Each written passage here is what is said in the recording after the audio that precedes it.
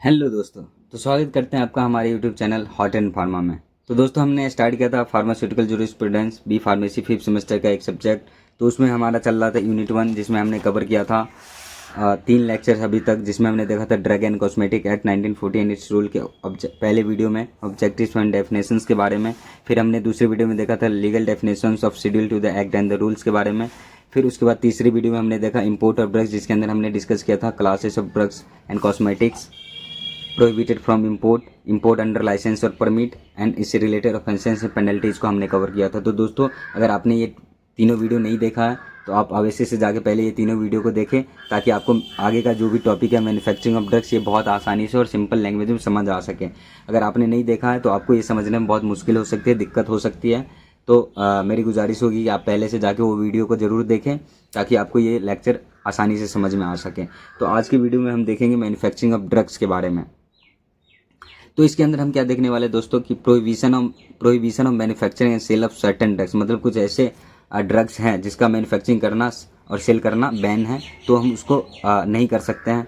Conditions for grant of licence and condition of licence for manufacturing of drugs, मतलब अगर हमें किसी drugs का मैन्युफैक्चरिंग करना है, ठीक है, तो उसके लिए लाइसेंस इशू करवाने के लिए क्या क्या कंडीशंस की ज़रूरत होती है, क्या क्या रिक्वायरमेंट्स फुलफिल करने होंगे, तो इसके बारे में हम देखेंगे। आगे देखेंगे manufacture of drugs for test examination and analysis, अगर हम कोई भी ड्रग्स का मैन्युफैक्चरिंग करना चाहते हैं, किस पर्पज़ से, टेस्ट पर्पज़ से, एग्जामिन करने के पर्पज़ से, एनालिसिस करने के पर्पज़ से, तो उसके लिए हमें क्या क्या कंडीशंस को फुलफिल करने होंगे, क्या क्या क्राइटेरिया है। आगे देखेंगे मैन्युफैक्चर ऑफ न्यू ड्रग्स, अगर हम कोई न्यू ड्रग्स का मैन्युफैक्चरिंग करना चाहते हैं तो इसके लिए हमें क्या क्या कंडीशंस को फुलफिल करने होंगे। Loan licence and packing licence के लिए क्या क्या कंडीशंस और क्राइटेरिया है। तो आइए हम ये सब चीज़ों के बारे में डिटेल से और बारी बारी से आसानी से डिस्कस करते हैं और देखते हैं कि मैन्युफैक्चरिंग ऑफ ड्रग्स कैसे होता है। तो दोस्तों सबसे पहले जैसे कि हमने देखा था प्रोविजंस ऑफ एक्ट के अंदर इंपोर्ट और manufacture, distribution and sales of drug, अगर ये 4 चीज़ों को हम अच्छे तरीके से कंट्रोल कर ले तो हमारा फार्मास्यूटिकल फैक्टर बहुत अच्छे से काम करेगा। हम एक बेटर एंड गुड हेल्थ हम प्रोवाइड कर सकते हैं पब्लिक सेक्टर में, ठीक है, क्वालिटी हेल्थ प्रोवाइड कर सकते हैं। तो मैन्युफैक्चरिंग करने से रिलेटेड जो भी guidelines drug and cosmetic acts के द्वारा बनाए गए थे, ठीक है, हमको उसी के द्वारा मैन्युफैक्चर करना होगा। हम उसके खिलाफ जाके कोई भी चीज़ का प्रोसेस का मैन्युफैक्चरिंग नहीं कर सकते, कोई भी प्रोडक्ट का मैन्युफैक्चरिंग नहीं कर सकते हैं। तो आइए डेफिनेशन से देखते हैं मैन्युफैक्चरिंग ऑफ ड्रग्स क्या कहलाता है। When referring to any drug manufacturer refers to the any process or portion of process, मतलब मैन्युफैक्चर क्या है कि कोई भी ड्रग का जब हम प्रोसेस करते हैं या फिर किसी मैन्युफैक्चरिंग एक ऐसा प्रोसेस है या फिर प्रोसेस का पोर्शन है, ठीक है, फॉर क्रिएटिंग, जैसे कि हम किसी चीज़ को बना रहे हैं, मॉडिफाई कर रहे हैं, फिनिशिंग कर रहे हैं, पैकिंग कर रहे हैं, लेवलिंग कर रहे हैं, ठीक है, डिजोल्विंग कर यानी कि सॉल्यूट कर रहा है, अदरवाइज ट्रीटिंग और adopting any drug with the intentions of selling and distributing it, मतलब कोई भी ड्रग, ठीक है, जिसको हम बना रहे हैं, मॉडिफाई कर रहे हैं, फिनिश कर रहे हैं, पैक कर रहे हैं, लेवल कर रहे हैं, ठीक है, या फिर किसी भी तरीके का इंटेंशन रख रहे हैं उसको सेल करने का, डिस्ट्रीब्यूट करने का, ठीक है, तो हमारा मैन्युफैक्चरिंग प्रोसेस के अंदर ही आता है। तो ये डेफिनेशन हार्ड नहीं है, आप 1-2 बार पढ़ोगे तो आपको भी ये समझ में आ जाए, क्योंकि जो भी पॉसिबल टर्म्स हैं, ठीक है, वो सारे इसमें दे रखे हैं, ठीक है, इसलिए थोड़ा ये डिफिकल्ट लगेगा, बट ये बिल्कुल भी डिफिकल्ट नहीं है, आप 1-2 बार करोगे तो आसानी से आ जाएगा। आगे देखते हैं कि हाउएवर कंपाउंडिंग, डिस्पेंसिंग और packing drugs in the regular course of retail business is not included in this definition, मतलब कंपाउंडिंग करना या डिस्पेंसिंग करना, ठीक है, ये हमारे इस बिजनेस में मैन्युफैक्चरिंग के प्रोसेस में नहीं आता है, ये इसमें शामिल नहीं है, ठीक है, इसलिए ये डेफिनेशंस के में भी शामिल नहीं है, अलग से लिखा गया। आगे देखते हैं drug manufacturing is a fusion of a science and art that must be done meticulously in compliance with GMP, मतलब मैन्युफैक्चरिंग एक ऐसा फ्यूजन है साइंस और आर्ट का, ठीक है, जो स्ट्रिक्टली कंप्लायंस मतलब कि स्ट्रिक्टली फॉलो करता है किसको, गुड मैन्युफैक्चरिंग प्रोसेस को या फिर गुड मैन्युफैक्चरिंग प्रैक्टिस को, जीएमपी के जो भी गाइडलाइंस है, अगर हम इसको फॉलो करके मैन्युफैक्चरिंग करते हैं तो हम जो भी मैन्युफैक्चरिंग करेंगे वो प्रॉपर तरीके से या फिर क्वालिटी प्रोडक्ट हम मैन्युफैक्चरिंग कर सकते हैं। अगर हम मैन्युफैक्चरिंग गुड मैन्युफैक्चरिंग प्रैक्टिसेस का या फिर गाइडलाइंस का फॉलो नहीं करते तो मे भी हमारा प्रोडक्ट सब स्टैंडर्ड क्वालिटी का नहीं हो, वो सब स्टैंडर्ड क्वालिटी का हो सकता है। तो ये था मैन्युफैक्चरिंग ऑफ ड्रग्स। आगे देखते हैं दोस्तों prohibition of manufacture and sale of certain drug, मतलब जैसे कि हमने इंपोर्ट में पढ़ा था, इसलिए हमने बोला था कि दोस्तों अगर आपने पुराना वीडियो नहीं देखा तो आप पहले से जाकर वो वीडियो को देखो। अगर इंपोर्ट आप समझ गए होगे तो मैन्युफैक्चरिंग वाला पोर्शन भी आप इजीली और बहुत आसानी से समझ जाओगे, क्योंकि बहुत सारी चीज़ें आपको सेम यहाँ पे मिलेंगे, सेम तरीके मिलेंगे, सेम प्रोसेस मिलेंगे। तो आप पहले से वो वीडियो देखो, इसके लिए लिंक आपको डिस्क्रिप्शन बॉक्स में मिल जाएगा और फिर आपको ये वीडियो बहुत आसानी से और ईजिली समझ में आ जाएगा। तो देखते हैं कि कुछ ऐसे ड्रग्स हैं जिसका मैन्युफैक्चरिंग और सेल बैन किया गया है, प्रोहिबिट किया गया है। तो कौन कौन से ऐसे क्लास ऑफ ड्रग्स हैं जिसको हम मैन्युफैक्चर नहीं कर सकते या सेल नहीं कर सकते, तो आइए देखते हैं। The following list include drugs और cosmetics that not allowed to manufacture और सोल्ड इन आवर नेशन। मतलब ये जो लिस्ट है, लिस्ट ऑफ ड्रग्स है, उसको मैन्युफैक्चर और सेल नहीं कर सकते हैं अपने कंट्री के अंदर। एनी कॉस्मेटिक और ड्रग दैट इज, मतलब कोई ऐसा कॉस्मेटिक और ड्रग जो फेक हो, कंटामिनेटेड यानी कि गंदा हो, मिसलेवल्ड हो, या फिर इन्फीरियर क्वालिटी यानी कि सुपेरियर यानी कि सब स्टैंडर्ड क्वालिटी का हो, ठीक है, तो हम इसका मैन्युफैक्चरिंग नहीं कर सकते। क्योंकि अगर हम इसका मैन्युफैक्चरिंग करेंगे तो इसी का सेल करेंगे तो यही प्रोडक्ट हमारे पब्लिक में जाएगा, तो हम एक गुड पब्लिक सेक्टर नहीं बना सकते कभी भी, ठीक है। तो इसके लिए हमें ये सब चीज़ों को ध्यान में रखना होगा और ऐसी चीज़ों का हम मैन्युफैक्चरिंग नहीं करेंगे। Any patent or proprietary medicine that lacks an ingredient list, मतलब कोई भी ऐसा पेटेंट और प्रोप्राइटरी मेडिसिन भी हम मैन्युफैक्चरिंग नहीं कर सकते हैं या फिर जिसका इंग्रेडिएंट लिस्ट नहीं दिया गया है, ठीक है। Any drugs that makes a claim to accurately treat और prevent any of the illness on schedule J. तो शेड्यूल जे के अंदर क्या था दोस्तों, शेड्यूल जे के अंदर ऐसे डिजीज को रखा गया था जो क्यूरेबल नहीं था, जो किसी भी ड्रग्स के द्वारा ट्रीट नहीं हो सकता। तो जो भी ऐसा ड्रग्स है जो क्लेम कर रहा है कि हम शेड्यूल जे में जो भी डिजीज है उसको क्लेम कर रहा है कि ट्रीट कर देंगे, तो ऐसे ड्रग्स को भी मैन्युफैक्चर नहीं कर सकते क्योंकि ये मिसगाइडिंग है, मिसलीडिंग है। Any formulation manufacturing that includes a drug or cosmetic that has been imported into our nation against the acts and the rules prohibition, मतलब DNC जो एक्ट है इसके द्वारा अगर कोई भी ड्रग्स का या फिर फार्मास्यूटिकल या फिर कॉस्मेटिक्स का, ठीक है, इंपोर्ट बैन किया हुआ है, ठीक है, तो हम उसको मैन्युफैक्चरिंग नहीं कर सकते हैं या फिर उसका मैन्युफैक्चरिंग हम नहीं कर सकते हैं। Producing any drugs or cosmetic with potentially dangerous ingredients for commercial sale, मतलब कोई भी ऐसी चीज़ का मैन्युफैक्चरिंग नहीं कर सकते हैं, ठीक है, जिसमें पोटेंशियल यानी कि संभावना होगी कोई भी डेंजरस इंग्रेडिएंट्स हो, और किस लिए, कॉमर्शियल सेल, मतलब कि लार्ज सेल के लिए, लार्ज अमाउंट ऑफ सेल के लिए हम ऐसे ड्रग्स का मैन्युफैक्चरिंग नहीं कर सकते। पैसे की लालच में, हम पैसे कमाने के चक्कर में ऐसे प्रोडक्ट्स नहीं बना सकते जो डेंजरस हो ह्यूमन नीड्स के लिए। मैन्युफैक्चरिंग एनी मेडिकेशन और cosmetic for sale in violation of the acts and the rules prohibition, मतलब कोई भी ऐसे ड्रग्स और कॉस्मेटिक का मैन्युफैक्चरिंग नहीं कर सकते जो एक्ट्स एंड रूल्स के वायोलेशन में हो, उसके अगेंस्ट में जाके करना पड़े, तो ऐसी चीज़ों का हम मैन्युफैक्चरिंग नहीं कर सकते हैं।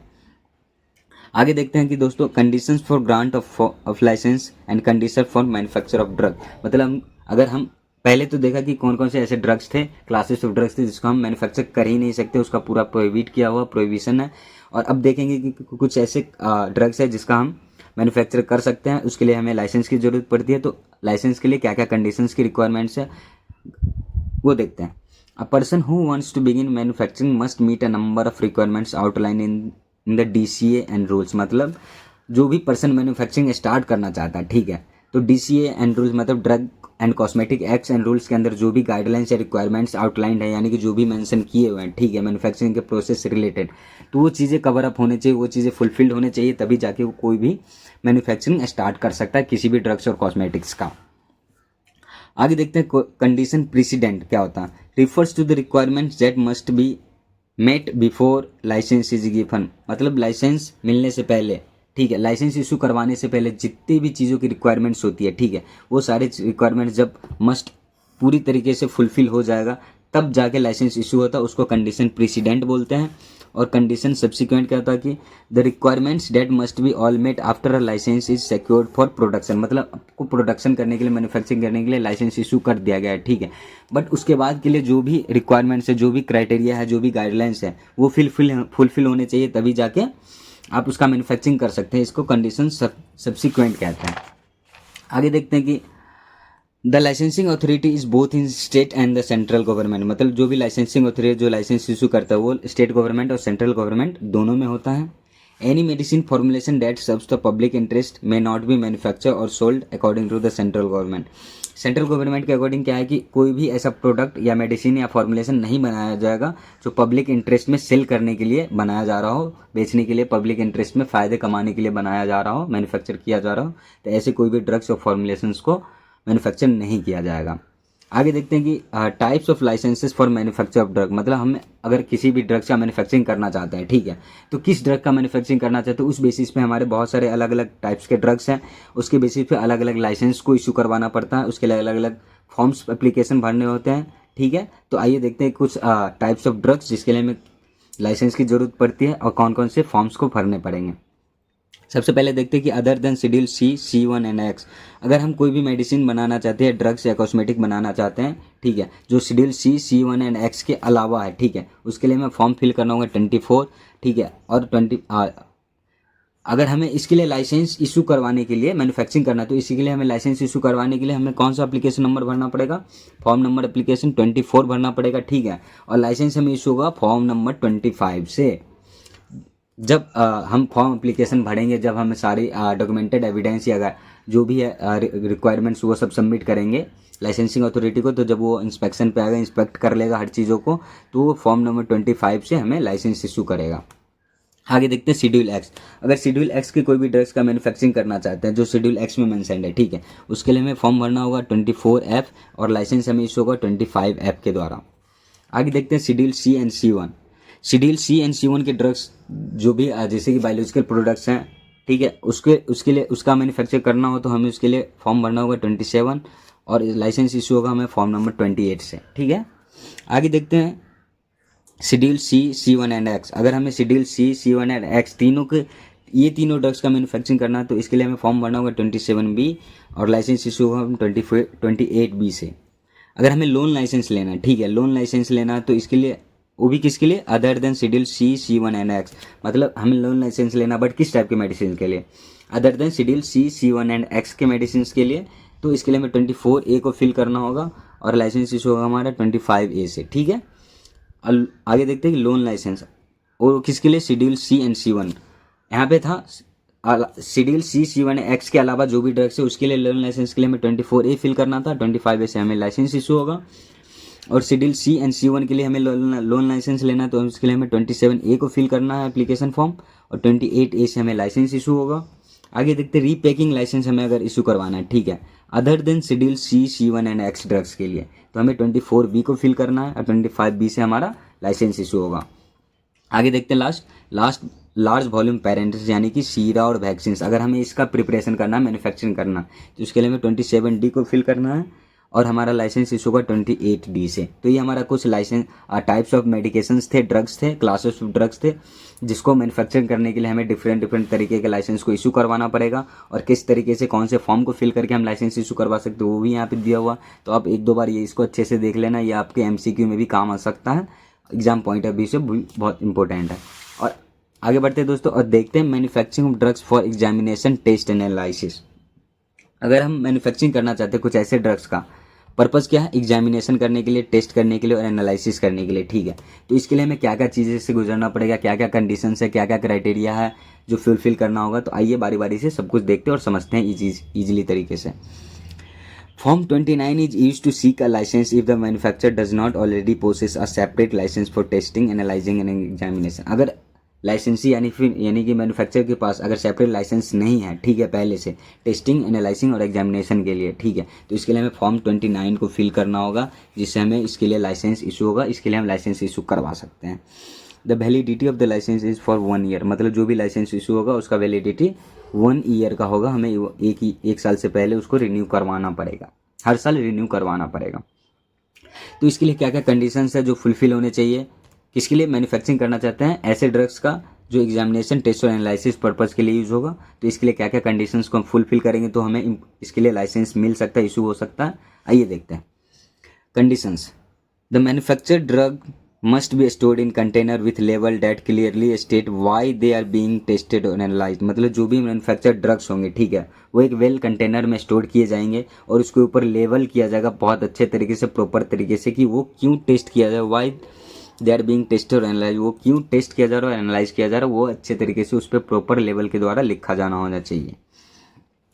The drugs should be use for the purpose for which they are manufacture, मतलब उस ड्रग्स का यूज उसी पर्पज के लिए होना चाहिए जिस पर्पज के लिए वो मैन्युफैक्चर किया जा रहा है। मतलब अगर हम किसी ड्रग्स को मंगवाए एग्जामिनेशन, टेस्ट और एनालिसिस के पर्पज से, तो हम उसको उसी पर्पज़ के लिए यूज़ करेंगे, उसी पर्पज़ के लिए मैन्युफैक्चर करेंगे, किसी अन्य मेडिसिनल यूज़ या फिर सेलिंग के पर्पज़ से हम यूज़ नहीं करेंगे उसका। A label with the manufacturers name, address, scientific name of drug, license number, manufacturing date and other information should be included when the material is transferred to the another manufacturer। मान लो कि अगर हम कोई भी drugs का दूसरे manufacturer को दे रहे हैं, ठीक है, वो इसी चीज़ के पर्पज़ के लिए मंगवा रहा है, तो उसके लिए जो जिसको हम दे रहे हैं उसका मैन्युफैक्चरर का नाम, address, scientific name of drug, कौन सा ड्रग हम दे रहे हैं, लाइसेंस नंबर, मैन्युफैक्चरिंग डेट, किस डेट को मैन्युफैक्चरिंग करेगा, और अनदर जो भी इंपॉर्टेंट इन्फॉर्मेशन, ठीक है, उसको एक प्रॉपर रिकॉर्ड बना के रखना होगा, ठीक है। If samples are needed for analysis the manufacturer must give the inspector access to the manufacturing area, analytical records and premises. मतलब अगर सैंपल की ज़रूरत पड़ेगी एनालिसिस के लिए, ठीक है, गवर्नमेंट एनालिसिस को अगर एनालिसिस करना हो, चेक करना हो, इंस्पेक्ट करना हो, तो उसको भी अलाउ करना होगा मैन्युफैक्चरिंग एरिया का, प्रीमाइसेस का, एनालिटिकल रिकॉर्ड्स चेक कराना होगा, प्रीमाइसेस चेक कराना होगा, उसे अलाउ करना होगा, और सैंपल्स भी देने होंगे उसको एनालिसिस के लिए, ठीक है। आगे देखते हैं, inspection book should be keep up to date by the manufacturer and presented to the inspector. मतलब जो भी इंस्पेक्शन बुक है, ठीक है, वो अप टू डेट रहना चाहिए टाइम टू टाइम, और बाय मैन्युफैक्चरर के द्वारा, और प्रेजेंट होना चाहिए इंस्पेक्टर के पास जब भी इंस्पेक्टर इंस्पेक्शन के लिए आए तब। आगे देखते हैं कि the licensing must abide by the additional condition for which the licensing authority has given him notice 1 month in advance. मतलब अगर लाइसेंसिंग अथॉरिटी कोई भी कंडीशंस अगर लाइसेंसिंग अथॉरिटी कोई भी कंडीशंस अगर आपको 1 महीने पहले एडवांस में भेज देता है नोटिस के तौर पे, तो आपको उसके बारे में अवेयर रहना, जानकार रहना, उसके बारे में पता करके रखना है, नहीं तो आपको बाद में प्रॉब्लम हो सकता है। तो ये कुछ कंडीशंस थे किसके लिए, manufacturing of drugs for examination, test and analysis. अगर कोई डाउट रहा हो तो आप एक बार फिर से बैक करके देखना, अगर फिर भी कोई डाउट रहा हो तो आप हमें कमेंट सेक्शन में पूछ सकते हैं, मैं आपकी डाउट को क्लियर करने की कोशिश करूँगा। आगे देखते हैं दोस्तों, मैन्युफैक्चर ऑफ न्यू ड्रग्स। अगर हमें कोई न्यू ड्रग्स का मैन्युफैक्चरिंग करना है, ठीक है, तो इसके लिए हमें क्या क्या चीज़ों की जरूरत पड़ेगी, क्या क्या कंडीशंस है, क्या गाइडलाइंस है, क्या क्राइटेरिया, आइए देखते हैं। In addition to drug manufacturing provisions there should be documentary evidence of quality, purity, therapeutic studies of the novel drugs and evidence for approval under schedule Y. Schedule Y के अंदर क्या था दोस्तों, क्लिनिकल ट्रायल्स के बारे में था, जो भी प्रॉपर रिकॉर्ड हमें मेंटेन करके रखने होते हैं, ठीक है। इन एडिशन मतलब अगर हमें कोई न्यू ड्रग मैन्युफैक्चरिंग करना है, ठीक है, तो इसके रिलेटेड हमें डॉक्यूमेंट्री एविडेंस सबमिट करना होगा, किससे रिलेटेड, क्वालिटी से रिलेटेड, प्यूरिटी से रिलेटेड, थेराप्यूटिक स्टडीज़ मतलब जो भी उसका थेराप्यूटिक एक्टिविटी है नोवेल ड्रग का, ठीक है, जो कि क्लिनिकल ट्रायल्स के अंदर साबित हुआ है या फिर निकला है, तो उसको डॉक्यूमेंटेड एविडेंस के तौर पे सबमिट करना होगा एप्लीकेशन फॉर्म के साथ। अगर हम कोई भी न्यू ड्रग का मैन्युफैक्चर करना चाहते हैं तो तभी जाके हमें उसके लिए लाइसेंस इशू हो सकता है। आगे देखते हैं इसके लिए क्या क्या कंडीशंस को फुलफिल करने होंगे। Without the licensing authority consent no new drugs may be produce. मतलब लाइसेंसिंग अथॉरिटी के परमिशन के बिना कोई भी न्यू ड्रग्स। देखते हैं दोस्तों, the applicant must provide the information listed in appendix 1 to schedule Y along with the clinical trials result in the format specified appendix 2 to schedule Y। schedule Y में clinical trials के बारे में था, और appendix 1 और 2 में क्या था दोस्तों। इसलिए मैंने बोला था दोस्तों कि आप अगर पहले के 2 लेक्चर्स नहीं देखे तो वो आप अब जरूर से देखें, क्योंकि अगर वो आप देखे रहोगे तो ये चीज़ें आपको आसानी से समझ में आ जाएगी, क्योंकि ये सारी चीज़ें वहीं पे हैं, तो आप उसको जरूर से जाके देखना। वैसे हम देख लेते हैं अपेंडिक्स 1 और 2 में क्या था। Information required to be send with application form for permission to order marketed new drug. अगर हम कोई न्यू ड्रग का मार्केट करना चाहते हैं, मैन्युफैक्चर करना चाहते हैं, ठीक है, तो इसके लिए जो भी एप्लीकेशन फॉर्म भरना होगा उसके साथ हमें डॉक्यूमेंटेड एविडेंस को भी, इन्फॉर्मेशन जो भी है वो भी देना होगा। और अपेंडिक्स 2 में क्या है, clinical study report submission format. मतलब क्लिनिकल स्टडी का जो भी रिपोर्ट बना है तो उसको सबमिट के लिए क्या फॉर्मेट है सबमिट करने के लिए, ठीक है, तो अपेंडिक्स 2 में दिया गया था, तो इसको सबमिट करके हम इसके लिए लाइसेंस इशू करवा सकते हैं। The applicant must provide a certificate of evidence providing the drug has already received approval when submitting an application for a licence. मतलब जो भी एप्लीकेंट है, ठीक है, अगर वो सर्टिफिकेट, अगर मान लो उसका ड्रग अप्रूव हो गया है, ठीक है, ड्रग अप्रूवल हो गया क्लिनिकल ट्रायल्स के बाद, तो उसके बाद जो भी सर्टिफिकेट मिला उसको साथ में एप्लीकेशन के साथ सबमिट करना होगा लाइसेंसिंग अथॉरिटी को, तब जाके वो इंस्पेक्ट करके लाइसेंस इशू कर सकता है।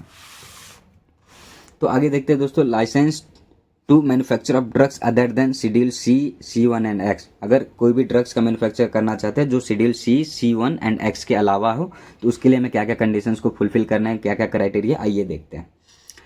अ licence can be obtained by applying prescribe form number 24। इसके लिए हमें फॉर्म नंबर 24 को फिल करके लाइसेंस हम इशू करवा सकते हैं with prescribe fees to the licensing. मतलब इसके लिए जो भी प्रिस्क्राइब फीस है वो पे करके लाइसेंसिंग अथॉरिटी के द्वारा हम लाइसेंस इशू करवा सकते हैं। कौन से फॉर्म को भर के, 24 नंबर फॉर्म को भर के, ठीक है। If the all requirements are met a licence is granted using official form number 25। अगर सारे रिक्वायरमेंट्स मेट कर रहे हैं मतलब फुलफिल हो रहे हैं तो लाइसेंसिंग अथॉरिटी के द्वारा लाइसेंस इशू हो जाएगा ऑफिशियल फॉर्म नंबर 25 के द्वारा। तो इसके लिए क्या क्या कंडीशंस है देखते हैं बारी बारी से। The manufacturing premises must adhere to the requirements specified in schedule M. मतलब मैन्युफैक्चरिंग प्रीमाइसेस, तो शेड्यूल एम में हमने क्या देखा था दोस्तों, मैन्युफैक्चरिंग प्रीमाइसेस के बारे में दिया गया था प्रॉपर तरीके से, कितने रिक्वायरमेंट्स हैं, स्पेसेस की रिक्वायरमेंट्स, इक्विपमेंट्स की रिक्वायरमेंट्स, गुड मैन्युफैक्चरिंग प्रैक्टिसेस के बारे में। तो सारे चीज़ मैन्युफैक्चरिंग से रिलेटेड, मतलब मैन्युफैक्चरिंग को अच्छा बनाने के लिए शेड्यूल एम में सारी चीज़ें की डिस्कशन की गई थी। तो manufacturing premises must adhere to the requirements specified in schedule M. मतलब मैन्युफैक्चरिंग करने के लिए जितने भी प्रीमाइसेस की जरूरत है वो शेड्यूल एम से रिफर करना चाहिए। Skill technical staff will actively supervise the manufacturing process. जो भी स्किल टेक्निकल स्टाफ है, ठीक है, वो पूरे प्रोसेस को सुपरवाइज करेगा, मैन्युफैक्चरिंग प्रोसेस को सुपरवाइज करेगा, अच्छे तरीके से ओवरऑल देख रेख करेगा। There should be sufficient testing facilities available. मतलब there should be sufficient testing facility available इसलिए होना चाहिए क्योंकि schedule C, C1 and X ये तीनों ही हाईली प्रोविजनेबल ड्रग है। इसको हाईली प्रोविजंस में, गाइडेंस में रखा जाता है, उसका इंपोर्ट और एक्सपोर्ट किया जाता है, मैन्युफैक्चर किया जाता है। तो इसीलिए इसका टेस्टिंग वगैरह भी बहुत ज़्यादा होते रहता है, बहुत ज़्यादा ज़रूरत होती है। तो इसके लिए जो भी टेस्टिंग की फैसिलिटी है वो अवेलेबल होनी चाहिए। And they are ought to be kept apart from the manufacturing process. मतलब मैन्युफैक्चरिंग फैसिलिटी जो भी है, मैन्युफैक्चरिंग फैसिलिटी उससे अलग और उससे अच्छा या फिर उससे अलग होना चाहिए, दूर होना चाहिए हमारा testing facility. Adequate facilities for drug storage, मतलब ड्रग का स्टोरेज के लिए एडुकेट फैसिलिटी होना चाहिए क्योंकि हमारा बायोलॉजिकल प्रोडक्ट्स को स्टोर करने के लिए बहुत सारे डिफरेंट स्टोरेज कंडीशंस या फिर डिफरेंट टेम्परेचर कंडीशंस की ज़रूरत होती है, स्टेराइल कंडीशन की ज़रूरत होती है, सेप्टिक एरिया की ज़रूरत होती है। तो इस सारे ड्रग्स स्टोरेज का अच्छे से प्रॉपर मैनेजमेंट होना चाहिए। Licensee must allow to inspector for the inspection of premises to check the records and to take the sample. मतलब लाइसेंसी जो भी है उसको, इंस्पेक्टर जो भी है उसको अलाउ करना होगा प्रीमाइसेस के इंस्पेक्शन के लिए, रिकॉर्ड चेक करने के लिए और ऑल्सो सैंपल लेने के लिए भी उसको मना नहीं कर सकते, उसको सैंपल भी अलाउ करना होगा। The licensee is required to have the licence on display at the premises. मतलब जो भी लाइसेंस है उसको अपने प्रीमाइसेस के ऊपर लाइसेंस को शो करना होगा, डिस्प्ले करना होगा, मतलब उस पर लगा के रखना, उसको छुपा के नहीं रख सकते हैं हमेशा। और also it is present when it is required, उसको दिखाना ही होगा जब उसकी ज़रूरत होगी। If the licensee wants to produce any more product, मतलब जो भी लाइसेंसी वो कोई और ज़्यादा प्रोडक्ट प्रोड्यूस करना चाहता है या फिर मैन्युफैक्चर करना चाहता है, दे have to pay fee and obtain endorsement on this licence. मतलब वो ज़्यादा पैसे पे करके, मतलब एक्स्ट्रा फीस पे करके उस पर अपने लाइसेंस को इंडोर्समेंट करवा सकता है, उसमें बढ़ोतरी करवा सकता है, ठीक है।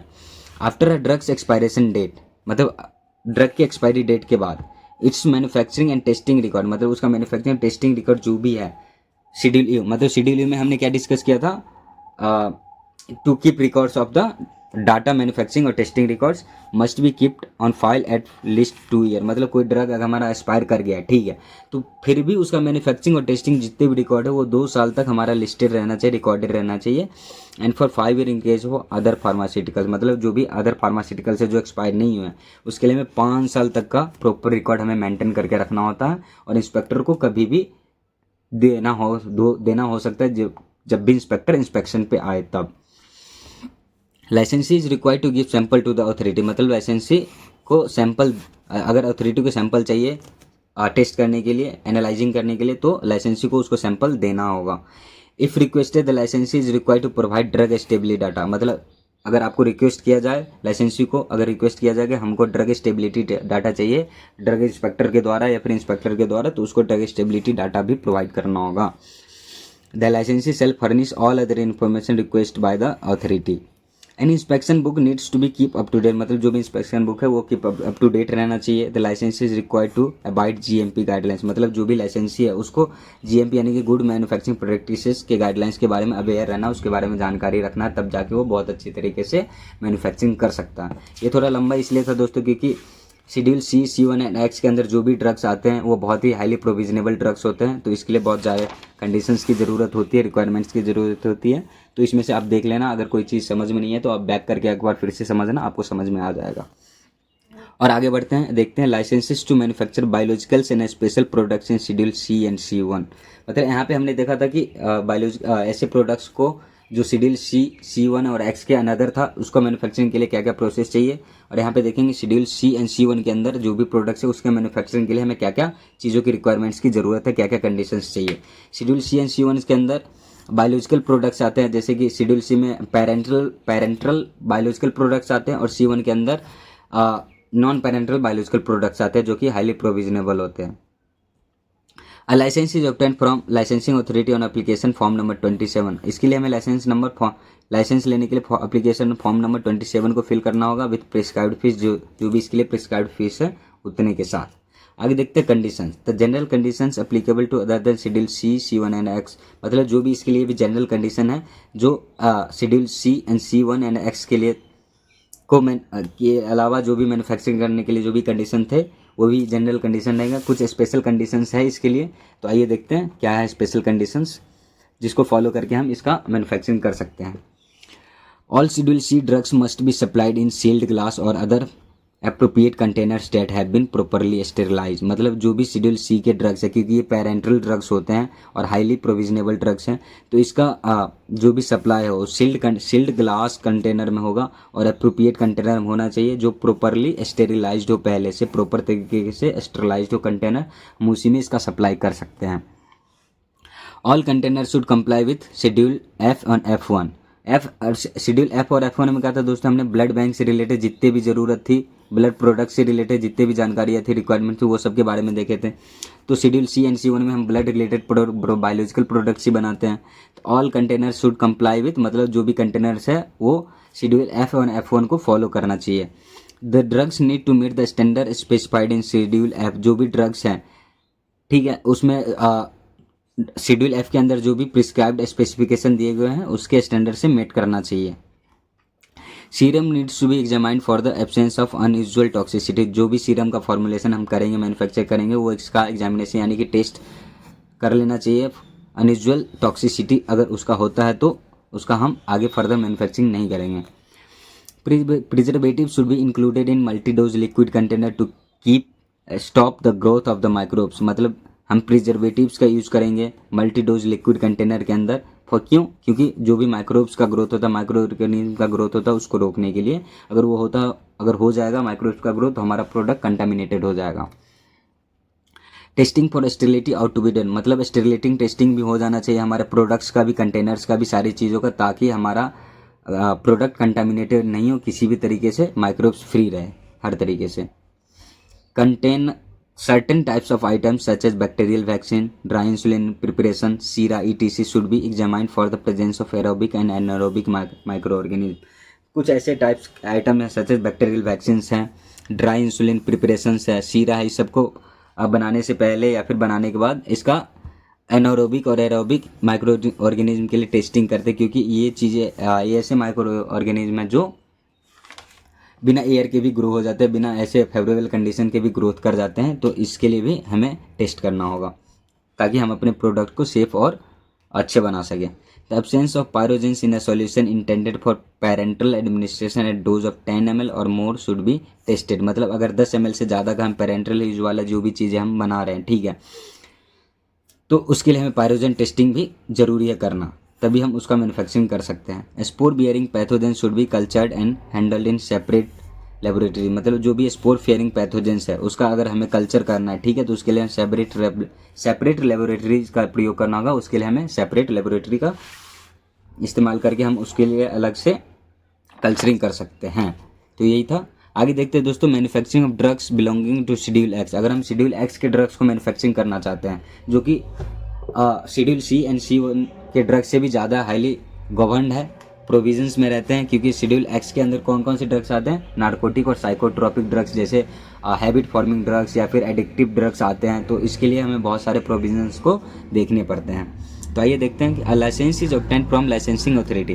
लाइसेंस हमें लाइसेंसिंग अथॉरिटी के द्वारा ऑब्टेन होगा on the application prescribing form number 27B को form 27B form application number भरना पड़ेगा, तब जाके हमें इसके लिए लाइसेंस इशू हो सकता है विथ प्रिस्क्राइब्ड फीस। जितने भी प्रिस्क्राइब फीस है उसके साथ भरना होगा एप्लीकेशन हमें 27B। If conditions are fulfilled, अगर कंडीशन फुलफिल कर दिया जाता है then licence is issued in form number 28B। अगर हमारा कंडीशंस फुलफिल हो जाता है तो हमारा लाइसेंस फॉर्म नंबर 28B के द्वारा लाइसेंस इशू हो जाएगा। तो कंडीशंस क्या है? The general conditions applicable to other than schedule C, C1 and X। तो जनरल कंडीशन जो भी थे वो सेम ही है, और कुछ अदर स्पेशल कंडीशंस हैं। तो आइए देखते हैं स्पेशल कंडीशंस क्या है शेड्यूल एक्स के ड्रग्स को मैन्युफैक्चरिंग करने के लिए। Accounts of all transaction regarding, मतलब जो भी अकाउंट्स है ट्रांजैक्शन का, ठीक है, पैसे से related, regarding manufacture should be maintained in a serially bound and page register. मतलब मैन्युफैक्चरिंग से रिलेटेड जितने भी ट्रांजैक्शन या फिर जो भी प्रोसेस हो रहे हैं, ठीक है, तो उससे रिलेटेड जो भी है वो सारे चीज़ों को रिकॉर्ड करना सीरियली बाउंड पेज रजिस्टर के अंदर। This should be prescribed for 5 year, 5 साल के लिए हमें इस सब चीज़ों का रिकॉर्ड मेंटेन करके रखना है एनी हाउ। तो कौन कौन से अकाउंट्स का मेंशन रिकॉर्ड मेंटेन करना देखते हैं। Accounts of drugs use in manufacture, अगर मैन्युफैक्चर करने के लिए हमें ड्रग्स की यूज हुई, ठीक है, तो इसके लिए जितने भी खर्चे आए हैं, क्या क्या चीज़ें हुई है, सब चीज़ों का रिकॉर्ड करना है, जैसे कि date of issue, name of drugs, opening balance, quantity received, quantity use, signature. तो ये सब चीज़ों का प्रॉपर रिकॉर्ड हमें रखना है। आगे देखते हैं अकाउंट्स ऑफ प्रोडक्शन, अगर हमें किसी चीज़ का मैन्युफैक्चरिंग करना, प्रोडक्शन करना, तो date of manufacturing, name of drugs, batch number, quantity of raw materials, wastage का भी हमें ख्याल रखना है, उसका भी रिकॉर्ड रखना। क्वांटिटी ऑफ मैन्युफैक्चर्ड ड्रग्स, मतलब किसी चीज़ को हम नहीं छोड़ सकते, हमें हर चीज़ का प्रॉपर छोटा छोटा चीज़ों का भी प्रॉपर रिकॉर्ड रखना होता है, प्रॉपर 5 ईयर तक के लिए रखना होता है। Account of manufactured drugs, date of manufacturing, name of drug, batch number, opening balance, quantity manufacture, quantity sold, name of purchaser, ETC।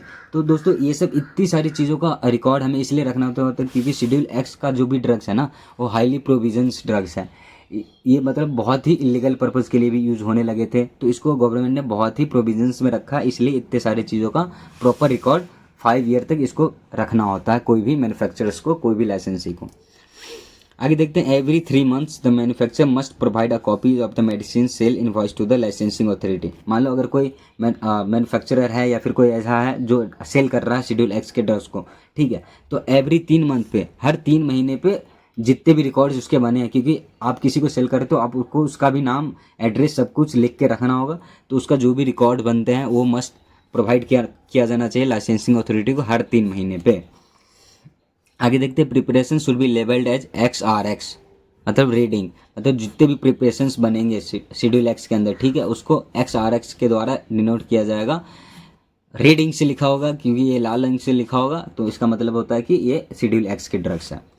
The packaging for pharmaceuticals included in schedule x must not exceed 100 units dose for tablet and capsule. मतलब जो भी pharmaceuticals बनाए जा रहे हैं, ठीक है, schedule x के अंदर मैन्युफैक्चर किया जा रहा है, तो इसके पैकेजिंग के लिए, एक बार के पैकेजिंग के लिए, मतलब 100 यूनिट से ज़्यादा डोज का पैकेट नहीं बन सकता टैबलेट या कैप्सूल में।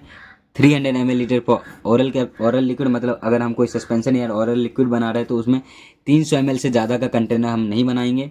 और 5 ml फॉर इंजेक्शन, मतलब 5 ml से ज़्यादा का इंजेक्शन भी हम नहीं बनाएंगे। एक फाइल में 5 इंजेक्शन ही मैक्सिमम होना चाहिए, उससे ज़्यादा का फाइल या फिर पैकेट नहीं होना चाहिए, ताकि लोग इसको प्रॉपर और अच्छे तरीके यूज़फुल चीज़ों के लिए यूज़ कर सकें, कुछ लीगल पर्पज़ के लिए यूज़ ना कर सकें।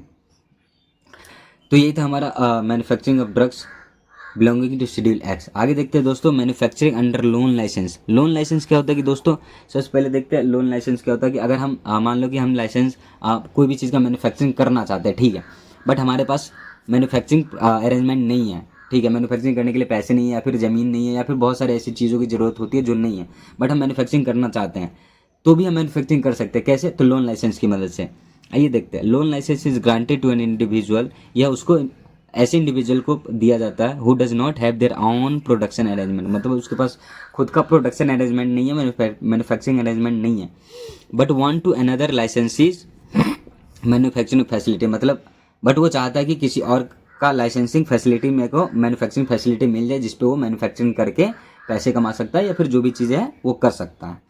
लोन लाइसेंस में भी granted for substance that are not listed in schedule C, C1 और X, मतलब ये लोन लाइसेंस उसी ड्रग्स के लिए होंगे जो शेड्यूल C, C1 और X में नहीं है, और also included in schedule C and C1, और ऐसे भी ड्रग्स जो शेड्यूल C एंड C1 में है, ऐसे ड्रग्स के लिए भी लाइसेंस इशू हो जाएंगे।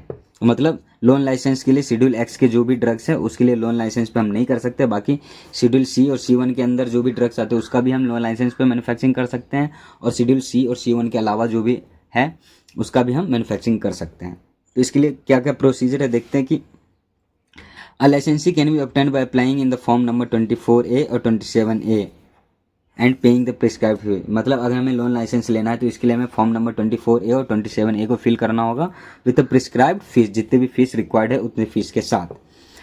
Form 24A is use to applied for lending licence. मतलब 24A अप्लाई करेंगे लैंडिंग लाइसेंस के लिए, लाइसेंस लेने के लिए, आइदर टू बी ग्रांटेड और रिन्यू, मतलब उसका लाइसेंस ग्रांट करने के लिए, लेने के लिए और रिन्यू करवाने के लिए। The licensing authority issues the licence in form number 25A में एंड हैज़ 1 ईयर वैलिडेशन। मतलब 24A में हमने फॉर्म एप्लीकेशन फिल किया और 25A से हमें लाइसेंसिंग अथॉरिटी ने लाइसेंस अलाउ करेगा जो कि 1 साल के लिए वैलिड होगा। आगे देखते हैं दोस्तों कंडीशंस क्या है मैन्युफैक्चरिंग लाइसेंस के लिए। द जनरल कंडीशंस जो भी है वो तो सेम ही है, और कुछ स्पेशल कंडीशंस है लोन लाइसेंस के लिए, वो देखते हैं कि the parent company must endorse the application. मतलब सपोर्ट, जो भी पेरेंट कंपनी है, मान लो कि एक कंपनी है, बहुत बड़ा कंपनी है, जैसे एलेम्बिक कंपनी है, ठीक है, एलेम्बिक एक मेडिसिनल कंपनी, ठीक, और एक छोटा सा जो भी है पर्सन वो मैन्युफैक्चरिंग करना चाहता है बट इसके पास मैन्युफैक्चरिंग हब नहीं है, ठीक है, प्लांट नहीं है, फैसिलिटी नहीं है, तो एलेम्बिक वालों से एक मैन्युफैक्चरिंग यूनिट एक छोटा सा ये इससे लोन लाइसेंस इशू करवा सकता है, ठीक है। तो ये पेरेंट कंपनी कौन हो गया, पेरेंट कंपनी एलेम्बिक हो गया, और ये एक मैन्युफैक्चरिंग यूनिट है जो इसके लोन लाइसेंस पे वर्क करेगा, ठीक है। तो पेरेंट कंपनी क्या है, the parent company must support the application. मतलब जो भी एप्लीकेशन हम ये छोटे कंपनी ने एप्लीकेशन फॉर्म किया है लोन लाइसेंस के लिए, ठीक है, एलेम्बिक वाले का लोन लाइसेंस के लिए लाइसेंसिंग अथॉरिटी को, तो इसका सपोर्ट इस पे होना चाहिए, ठीक है, इसका सपोर्ट इस पे होना चाहिए। अगर इसका सपोर्ट इस पे नहीं है तो लाइसेंसिंग अथॉरिटी क्यों ही देगा परमिशन, तो पेरेंट कंपनी का सपोर्ट हमेशा होना चाहिए। A drug inspector examines the parents company facilities and evaluates the access facility. तो जो भी ड्रग इंस्पेक्टर है पेरेंट कंपनी के फैसिलिटी को भी एग्जामिन करेगा बहुत अच्छे तरीके से, प्रॉपर तरीके से, जो भी है उसको एग्जामिन करने के बाद ही वो आगे देखेगा। Loan licence is required to test each batches of raw materials and finish product. मतलब लोन लाइसेंस से अगर हम कोई प्रोडक्ट बनाना चाहते हैं तो प्रोडक्ट बनाने से पहले रॉ मटेरियल्स का भी हमें प्रॉपर अच्छे तरीके से टेस्टिंग करना होगा, और प्रोडक्ट बनने के बाद भी प्रॉपर अच्छे तरीके से टेस्टिंग करना होगा, तब जाके हम उस प्रोडक्ट्स को मार्केट में ला सकते हैं। Test result should be keeped on file for 5 year. मतलब जो भी टेस्ट हम कर रहे हैं, ठीक है, उसको हमें 5 साल तक रिकॉर्ड करके रखना होगा। On 2 years if the drug in the date are expire. मतलब जो भी प्रोडक्ट्स हमारा है उसको हमें 5 साल तक उसका टेस्ट और एनालिसिस की जो भी रिकॉर्ड्स हैं वो रखने हैं, और अगर हमारा ड्रग्स एक्सपायर कर गया तो भी उसका हमें 2 साल तक उसका रिकॉर्ड्स रखने हैं। Patent medication have to be safe to be use with additives and vehicles and a qualified loan licence employ must oversee the production. मतलब जो भी क्वालिफाइड लोन लाइसेंस लिया पर्सन है, जो भी लोन लाइसेंस लिया जिसने अपने नाम पे लिया, वो अपने प्रोडक्शन हाउस को पूरा तरीके से, प्रॉपर तरीके से ओवरसी करेगा, ओवरव्यू करेगा, अन्यथा उसका लाइसेंस कैंसिल हो जाएगा। उसके एब्सेंस में कोई भी प्रोसेस नहीं होनी चाहिए। तो यही था हमारा लोन लाइसेंस दोस्तों। और आगे देखते हैं कि लाइसेंस फॉर रीपैकिंग। अगर हम रीपैकिंग करना चाहते हैं, ठीक है, तो इसके लिए हमें लाइसेंस की ज़रूरत पड़ेगी। तो इसके लिए क्या क्या कंडीशंस है देखते हैं। Repacking licence are required for the process of disassembling any medicine from its bulk container into smaller package and labelling them in preparation for the sales and distribution. मतलब क्या रीपैकेजिंग क्या है कि अगर हम मतलब कोई भी मेडिसिन है, ठीक है, या फिर कोई भी ऐसा चीज़ है जिसका बल्क में फॉर्मुलेशन हुआ है, बल्क कंटेनर है, ठीक है, उसको हमारा स्मॉलर पैकेज में डिलीवर करना है या फिर सेल करना है या एक्सपोर्ट करना है, ठीक है। तो उसके लिए हमें बड़े से छोटे में करने के लिए हमें फिर से लेवल करना होगा, छोटा पैकेट बनाना होगा, उसको प्रॉपर तरीके से सेल और डिस्ट्रीब्यूट करने के लिए उसको प्रॉपर तरीके से फिर से रीपैकिंग करना होगा, ठीक है। तो ये हमारा रीपैकिंग होता है। तो इसके लिए हमें हमारा लाइसेंस की ज़रूरत होती है। It is granted provided certain requirements are made for drugs other than those in schedule C, C1 and X। मतलब जो कि ड्रग्स शेड्यूल सी, C1 और X में नहीं है तो उसके लिए हमें ये परमिशन मिल जाएगी।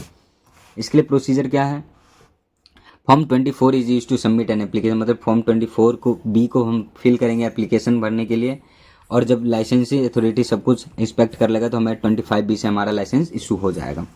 इसके लिए कुछ स्पेशल कंडीशंस है वो देखते हैं। There must be enough equipments and spaces available maintaining hygienic working environment in always important, मतलब देयर शुड बी, मतलब जो भी इक्विपमेंट्स की ज़रूरत है, इनफ स्पेस होना चाहिए, इनफ इक्विपमेंट्स होना चाहिए, इनफ स्टोरेज स्पेस होना चाहिए, मेंटेन होना चाहिए, हाइजेनिक कंडीशन मेंटेन होना चाहिए, वर्किंग इन्वायरमेंट जो भी है वो पूरा एकदम हाइजेनिक कंडीशन में हो, is always important. A capable individual should oversee the repacking process, मतलब जो भी कैपेबल इंडिविजुअल्स है वो पूरा ओवरसी करेगा, ओवरव्यू करेगा रीपैकिंग प्रोसेस का, ठीक है। Sufficient preparation out to be made for sample testing, मतलब अगर कोई भी प्रिपरेशन हम बना रहे हैं, ठीक है, तो उसके लिए हमें सफिशिएंट, मतलब एक सैम्पल टेस्टिंग के लिए भी हमें अलग से प्रिपरेशंस बनाने होंगे, या फिर उसके लिए सैम्पल टेस्टिंग के लिए हमें अलग से रखने ही पड़ेंगे किसी भी कंडीशंस में, क्योंकि इंस्पेक्टर जब इंस्पेक्शन पे आएगा तो हमारे लिए हमसे सैम्पल डिमांड कर सकता है टेस्टिंग के लिए।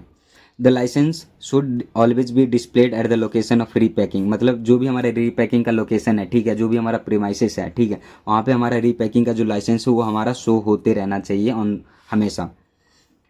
आगे देखते हैं the requirements of schedule M should be followed by manufacture premises for repacking, मतलब शेड्यूल एम में हमने क्या देखा था कि मैन्युफैक्चरिंग प्रोसेस के लिए जितने भी प्रीमाइसेस की कंडीशंस की क्राइटेरिया की कंडीशंस की ज़रूरत थी वो सारी चीज़ें शेड्यूल एम में डिस्कस किए गए थे।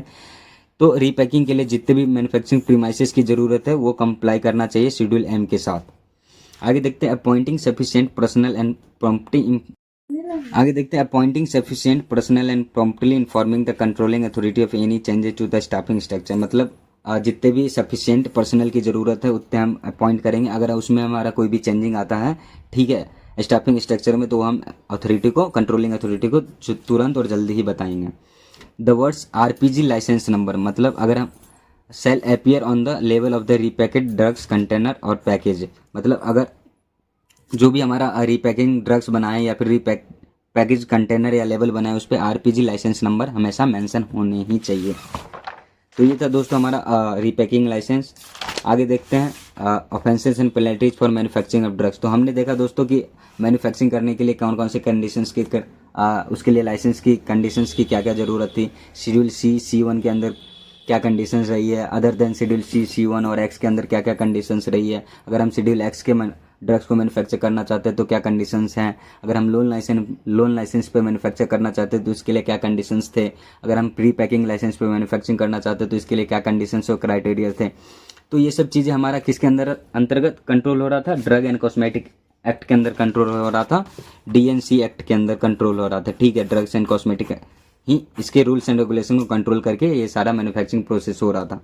तो अगर इस चीज़ों का उल्लंघन कर ले, इस चीज़ों का नियम कानून तोड़ के अगर हम किसी चीज़ का मैन्युफैक्चरिंग कर रहे हैं, ठीक है, तो हमें ऑफेंसेस एंड पेनल्टीज को रिफर करने होंगे। तो आइए देखते हैं कौन कौन से टाइप के ऑफेंसेस एंड पेनल्टीज हैं जो हमें आगे प्रॉब्लम दे सकता है। तो है पहला है कि मैन्युफैक्चर ऑफ एडल्ट्रेटेड और spurious drug that may cause death और serious body hurt as per the section 320 IPC मतलब इंडियन पीनल कोड, मतलब कोई भी ऐसा ड्रग का मैन्युफैक्चरिंग कर रहा है जो एडल्ट्रेटेड हो या फिर स्पूरियस हो, ठीक है, और जो कि डेथ कॉज कर सकता है और सीरियस बॉडी हर्ट कर सकता है एज पर सेक्शन 320 आईपीसी के द्वारा, धारा 320 के इंडियन पीनल कोड के द्वारा अगर कोई भी ऐसा मैन्युफैक्चर किया जा रहा है, ठीक है, जो स्पूरियस हो और एडल्ट्रेट हो या फिर ऐसा है कि डेथ कॉज कर सकता है, तो उसके लिए हमें 5 साल तक की जेल और 10,000 रुपये तक का जुर्माना हो सकता है। आगे देखते हैं manufacturing drug in contravention of any other provision, मतलब कोई भी ऐसे रूल्स एंड रेगुलेशन को तोड़ के, अगर नियम के उल्लंघन को तोड़ के अगर हम किसी ड्रग्स का मैन्युफैक्चरिंग करना चाहते हैं तो इसके लिए हमें 1 से 2 साल तक का जेल और कुछ रुपए तक का फाइन भी हो सकता है, ठीक है। आगे देखते हैं manufacturing of drug without licence और adulterated drug that may not cause death, मतलब ऐसे कुछ ड्रग है जो कि एडल्ट्रेटेड है बट वो डेथ कॉज नहीं कर रहा, तो इसके लिए हम 1 से 3 साल तक की सजा और 5,000 रुपये तक का जुर्माना हो सकता है, जो कि यहाँ पे 5 साल तक का जेल और 10,000 रुपये तक का जुर्माना हो रहा था, क्योंकि यहाँ पे डेथ कॉज कर रहा था बट यहाँ पे कॉज डेथ नहीं कर रहा था, इसीलिए हम 1 से 3 साल तक का जेल और 5,000 रुपये तक का जुर्माना हो सकता है। फेलियर टू कीप रिकॉर्ड्स और डिस्क्लोज द रिक्वायर्ड इन्फॉर्मेशन, मतलब अगर हम रिकॉर्ड्स रखने में अगर हम फेल हो जा रहे हैं और डिस्क्लोज कर अगर इन्फॉर्मेशन डिस्क्लोज कर दे रहे हैं तो इसके लिए हमें 1 साल तक का जेल और 1,000 रुपये तक का जुर्माना हो सकता है। False warranty by manufacturing to a purchaser, मतलब कोई अगर परचेजर है तो उसको फॉल्स गारंटी या वारंटी दे रहा, झूठी उम्मीदें दे रही है मैन्युफैक्चर के द्वारा, तो उसके लिए 500 रुपये तक का फाइन हो सकता है और जेल भी हो सकता है और दोनों भी हो सकता है, ठीक है। आगे देखते हैं use of government analyst report for advertising. अगर हम कोई भी गवर्नमेंट एनालिस्ट का रिपोर्ट का यूज़ कर रहे हैं एडवर्टाइजिंग पर्पज़ के लिए तो हमें 500 रुपये तक का फाइन हो सकता है। इसके लिए हमें 500 रुपये तक का जुर्माना हो सकता है। तो ये थे कुछ हमारे ऑफेंसेस एंड पेनल्टीज। तो दोस्तों आज हमारा यूनिट 1 ख़त्म हो गया है, जिसमें हमने मैन्युफैक्चरिंग ऑफ ड्रग्स के बारे में देखा, जिसके अंदर कुछ ऐसे ड्रग्स और कॉस्मेटिक थे जिसका सेल प्रोहिबिट था, कुछ ऐसे ड्रग्स थे जिसके मैन्युफैक्चरिंग को हम लाइसेंस के द्वारा मैन्युफैक्चरिंग कर सकते हैं। तो अगर आपको ये चीज़ समझ में नहीं आई होगी तो एक बार आप फिर से ये वीडियो को फिर से बैक करके आप देख सकते हैं। आपको चीज़ें आसानी से और ईजिली समझ में आ जाएगी। और फिर भी नहीं आई तो आप पहले से स्टार्टिंग से जो वीडियो है, स्टार्टिंग से पहले वीडियो से आप पहले यूनिट को आप देखोगे तो आपको पूरा यूनिट बहुत आसानी से समझ में आ जाएगी। दोस्तों ये सब्जेक्ट बिल्कुल भी लेंदी और डिफ़िकल्ट नहीं है, बस आप शांति से और आराम से समझ के आप पढ़ोगे तो चीज़ें बहुत आसान और क्लियर होती जाएगी और आगे बहुत आसानी होगी आपको भी एग्ज़ाम पॉइंट ऑफ व्यू से याद करने में और एग्ज़ाम में लिखने के पर्पज़ से। तो दोस्तों हमने कंप्लीट कर दिया आज का हमारा यूनिट 1। इसका आपका कंप्लीट नोट्स हमारे टेलीग्राम चैनल पे मिल जाएगा और टेलीग्राम चैनल का लिंक आपको डिस्क्रिप्शन बॉक्स में दे दी जाएगी। तो आप वहाँ से जाके hand written notes complete download कर सकते हैं यूनिट 1 का। और हम मिलेंगे अगली वीडियो में, तो स्टार्ट करेंगे यूनिट 2 को और यूनिट 2 के बारे में जानेंगे और अच्छे से उसको पढ़ेंगे। तब तक के लिए धन्यवाद दोस्तों, मिलते हैं अगले लेक्चर में। Stay healthy, thank you.